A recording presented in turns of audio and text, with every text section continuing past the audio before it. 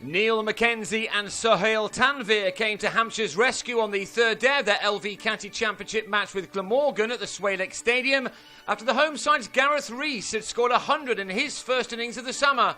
It's now all set up rather nicely for the last day. Rees, only playing in this game because of an injury to Will Bragg, resumed his innings on a patient 84 and wasted no time at all first thing in converting that into three figures. Some early boundaries removed any nerves he may have been feeling. And they were gone once and for all as he took on Danny Briggs, swishing him to the leg side boundary to reach three figures for the 12th time in his career and for the first time since May 2011. This one had occupied 236 balls and that was his 14th four. He'd started the day with his side on 196 for 3, which left them trailing by 145 runs.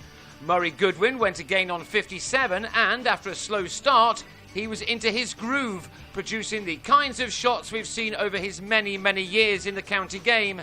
He's having a good run at the moment after a sluggish start with his new county. He moved into the 80s here, taking his partnership with Rees to 182. But then both batsmen fell in successive overs. On 112, Rees edged David Balcombe to Liam Dawson. And then, with 86 runs to his name, Goodwin was LBW to Tanvir. Mark Wallace was then out for a duck, also leg before, a dismissal which left Glamorgan on 272 for 6.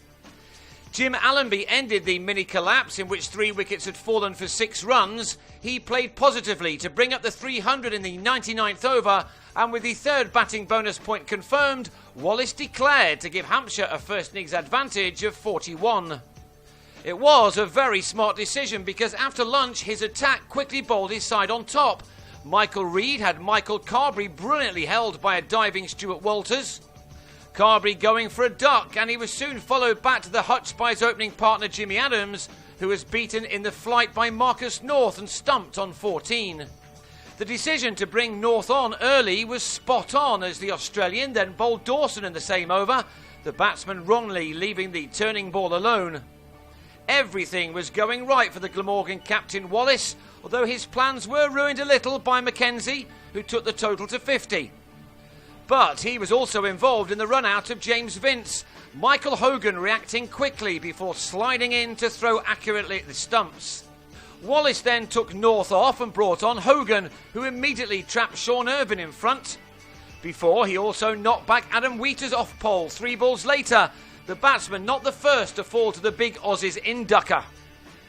So everything was working for Wallace until Mackenzie and Tanvir came together with their side in some trouble on 53 for 6.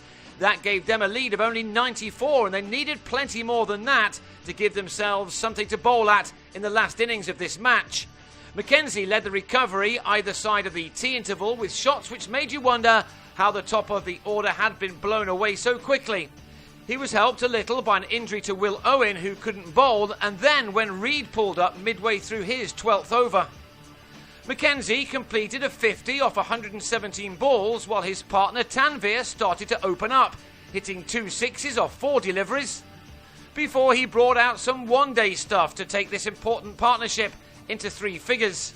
It was at 101 when Glamorgan finally broke through. Mackenzie on 67, well held by the bowler Allenby at 154 for 7. And that let the Welshman finish this day on top. 2 runs later, Tanvir gave North his 3rd wicket with an edge to slip after making 38. And then, to the last ball of an intriguing day, North struck yet again, nutmegging Balcombe to end the day with figures of 4 for 27. That left Hampshire on 174 for 9 for a lead of 215, and it all makes the last day a fascinating one. Both Dawson and Briggs will surely have a role to play after Wallace's declaration has just about taken the draw out of this contest.